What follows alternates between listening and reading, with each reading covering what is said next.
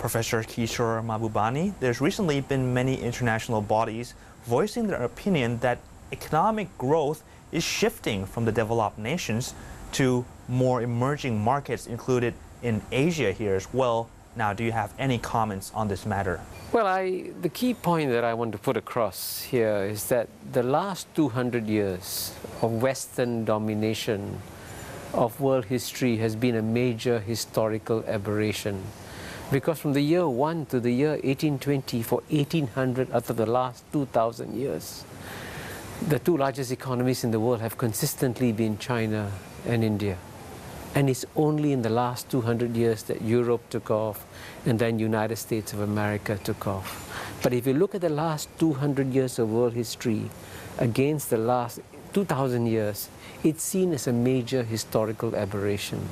And that's why everybody predicts that by 2050, or probably much earlier, the number one economy will be China, number two economy will be India, number three economy will be United States of America, and not a single European economy will be among the top 4 or 5 economies in the world. And that's a major historical shift for which we have not psychologically prepared ourselves. Because unfortunately, many of the global institutions continue to be dominated by the West, and it's time for the West to share power with Asia. Well, I'm glad that many of these heads of international organizations agree that power is shifting to Asia. But if power is shifting to Asia, why do we still have the rule that to become the head of the World Bank, you must be an American, or to become the head of the IMF, you must be European? Recently, when Dominic Strauss-Kahn stepped down, the logical thing to do for the Europeans to say, okay, we have run IMF for so long, now maybe it's time for somebody else to try running it.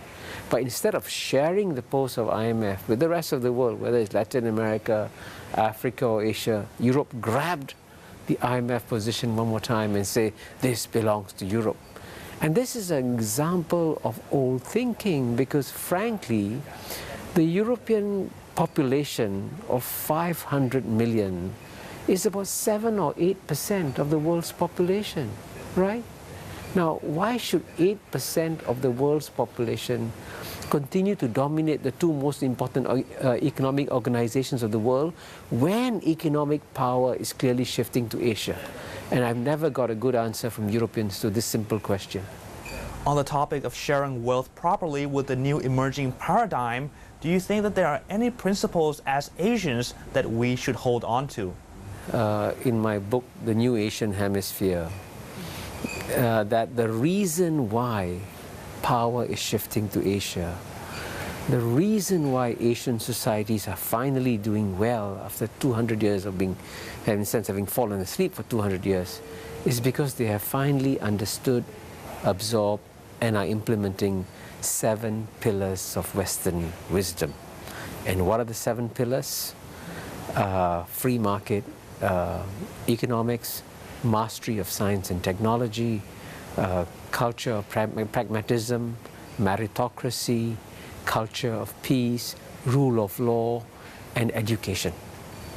And you will find, as I document in my book at great length, that it is a systematic application of these 7 pillars of Western wisdom that explains why the Asian countries are doing well.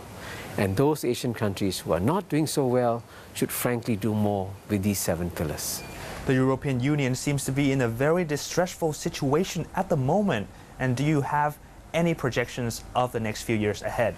Well, I must emphasize that I, like many other Asians, we want the United States to do well, we want the European Union to do well, because the world is worse off if you have a weak United States and a weak European Union. The world is much better if they're both stronger.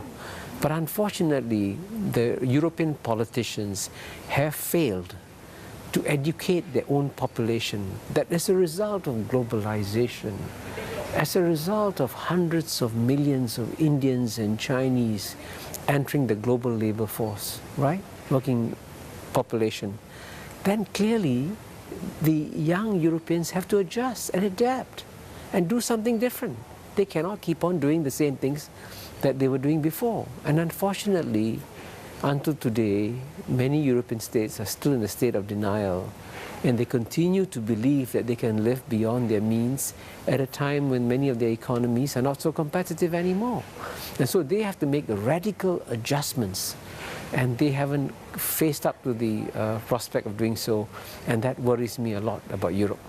On the topic of the emerging economies, Asia, India, China, where growth is shifting here, do you think we can successfully integrate within the remaining time? Well, I think the good news is that in Asia, you see in Europe, first you have an agreement, then trade flows.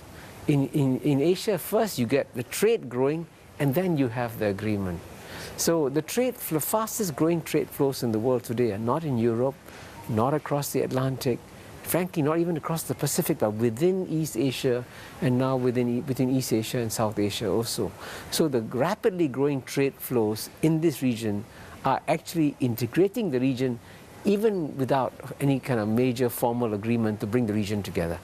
Do you think we have any challenges before we can successfully integrate into an economic community? There will always be challenges, especially when you experience rapid growth. And I think in the case of Asia, it is very important to keep the region geopolitically stable and harmonious as we are focused on economic growth. And you know, from time to time, we have had challenges between China and Japan, and within North Korea and South Korea, and within China and the South China Sea. All these issues, we must try to calm them down at this point in time, because if we don't calm them down, then they're dangerous for Asia. Thank you for joining us today, Professor Kishore. My pleasure.